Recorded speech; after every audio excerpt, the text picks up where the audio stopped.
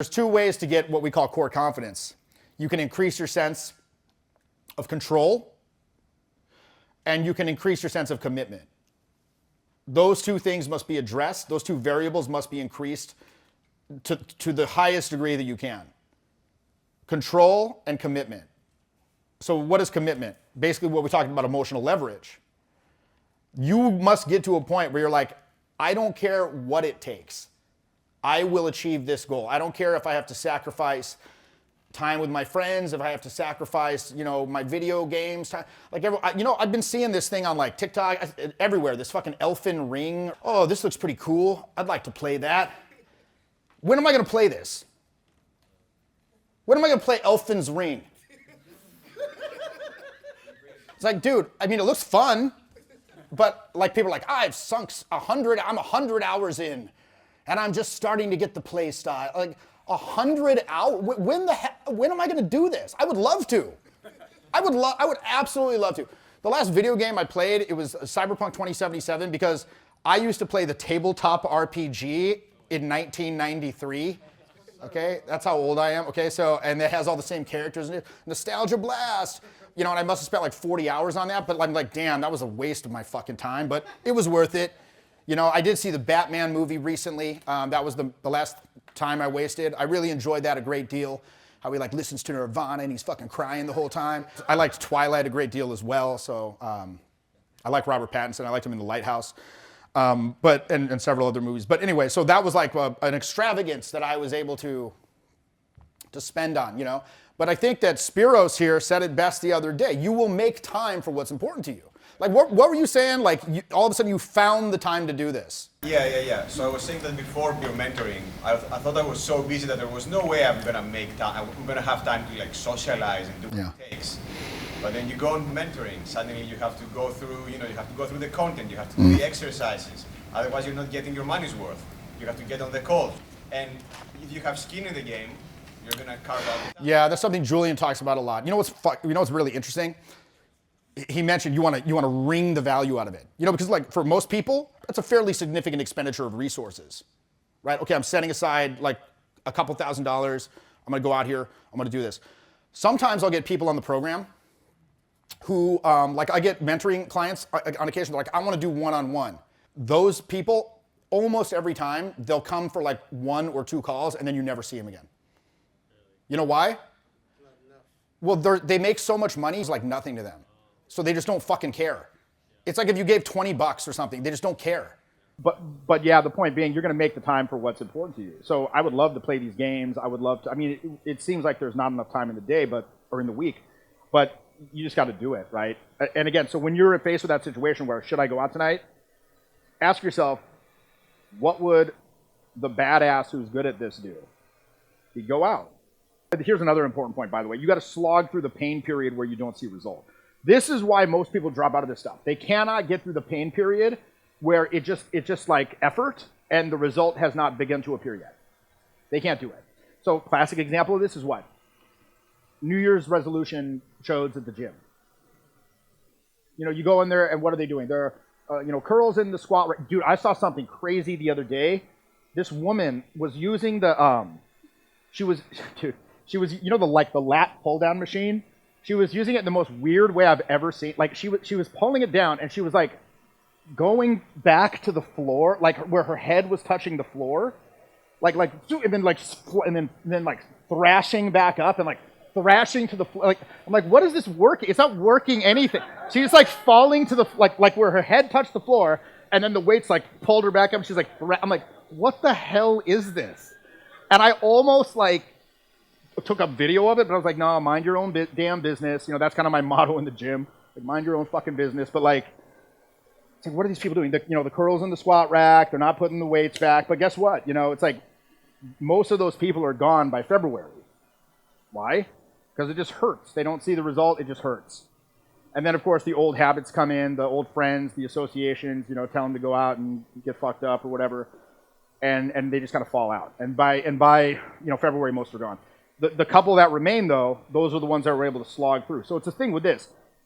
This is why I asked the guys, I'm like, yo, let's do this bundle thing because, one is, it's good. And for somebody who's highly motivated, they will hit the ground running after program.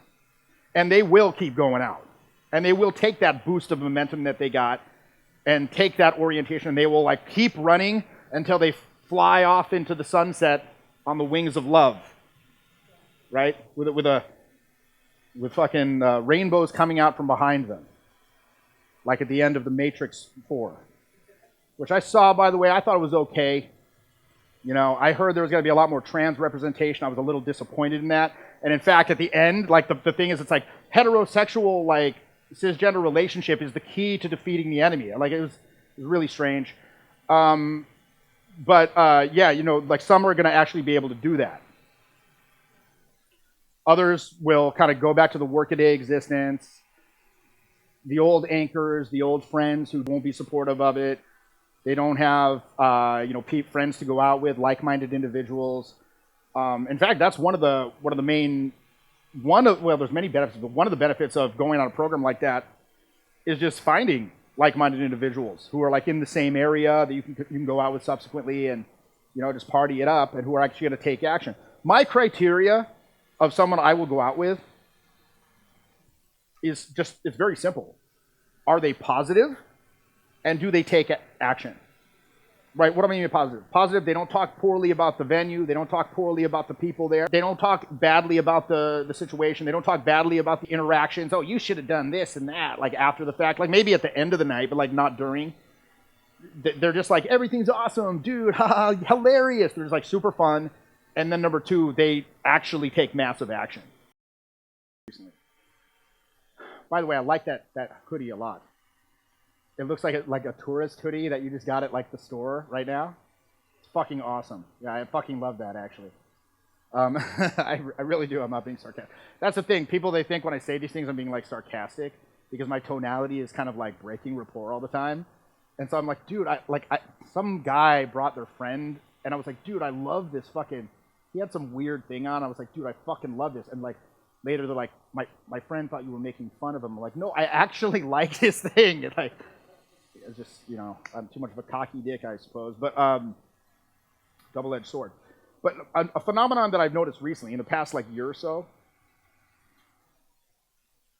the level of like cowardice and fear has grown exponentially. And there was a time right after that book came out about the whole subculture, where people are like, oh, the jig is up. Everyone's going to learn this now. Everyone's going to be going out and talking to people. And that kind of didn't happen because, you know, like the bodybuilder Ronnie Coleman once said, everybody want to be a bodybuilder, but nobody want to lift no heavy-ass weights.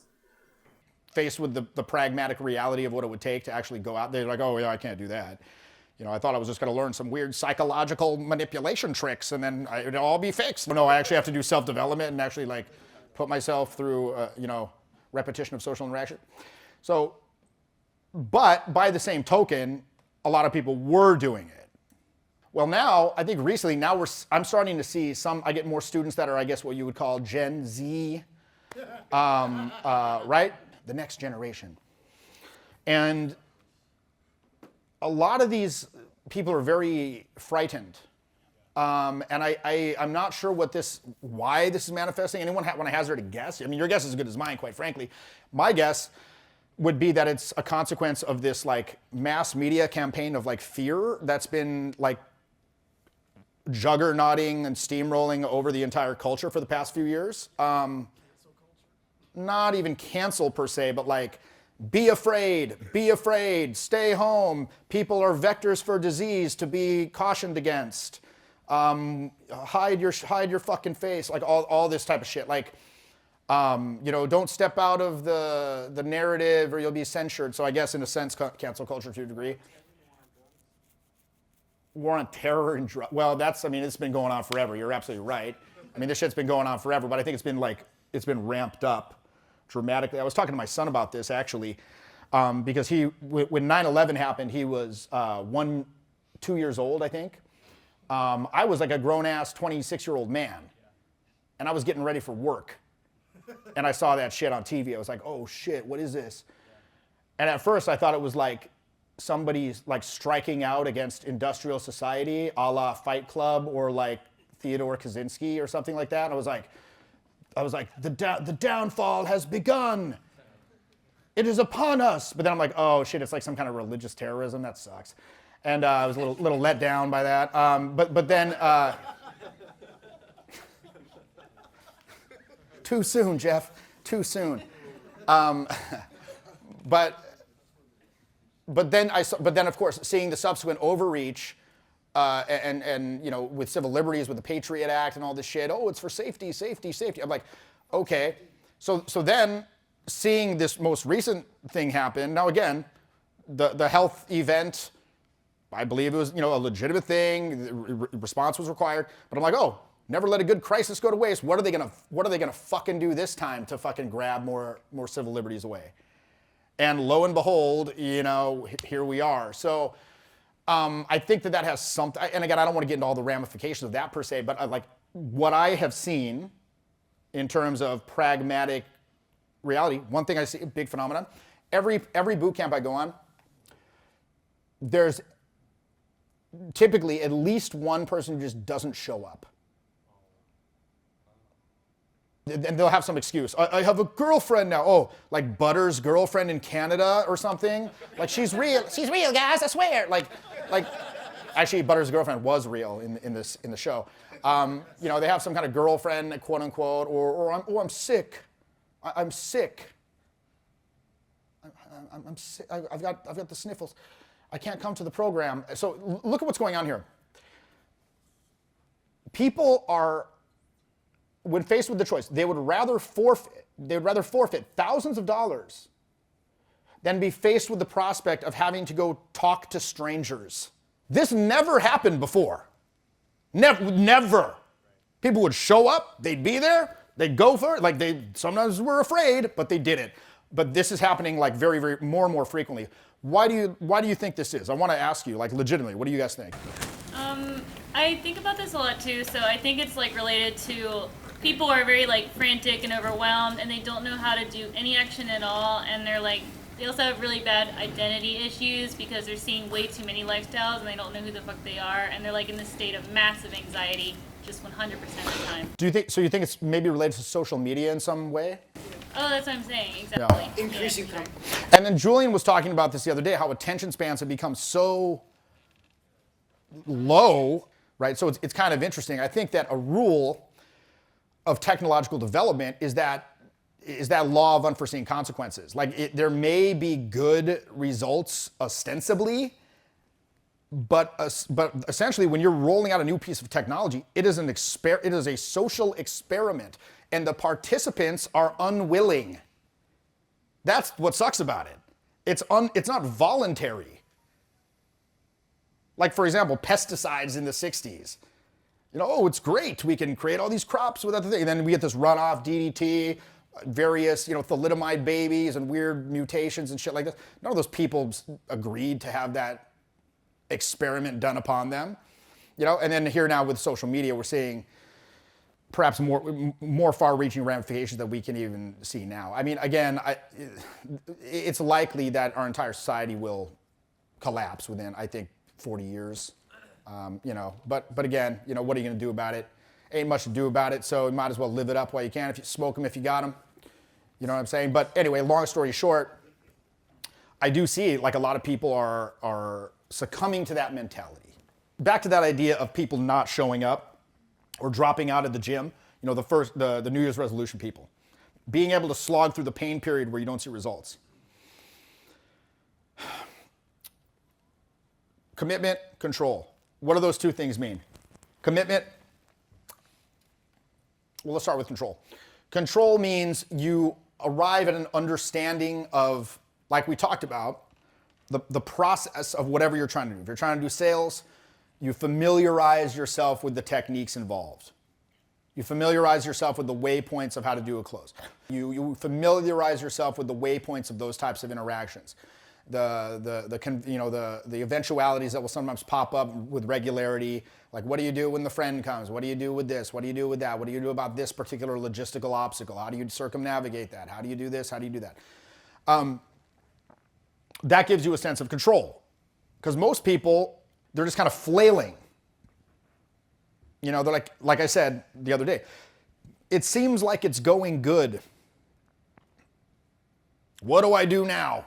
I certainly hope this situation somehow resolves itself to my satisfaction of its own accord. Well, it's not going to. Spoiler, it's not going to.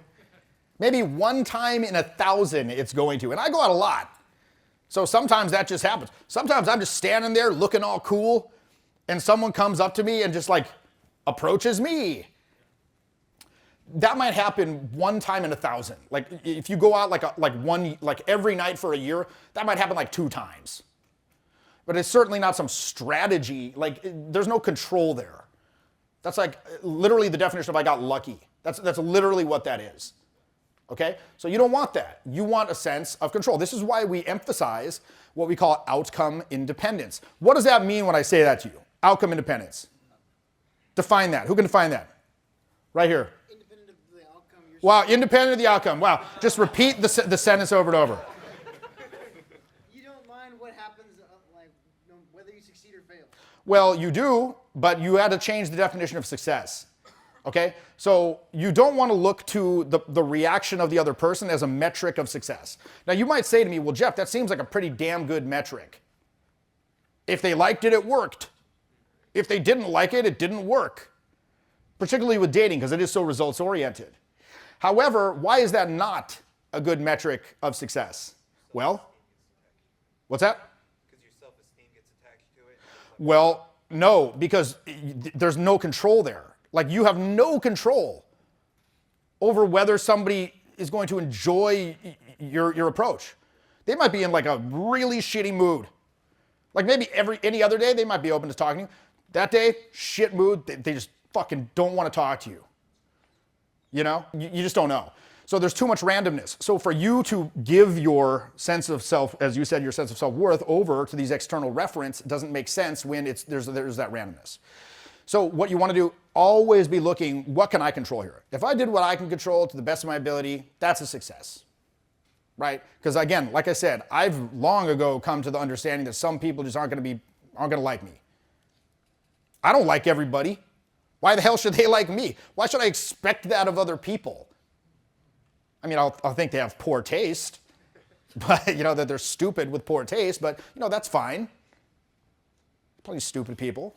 I don't begrudge them of their stupidity or lack of taste.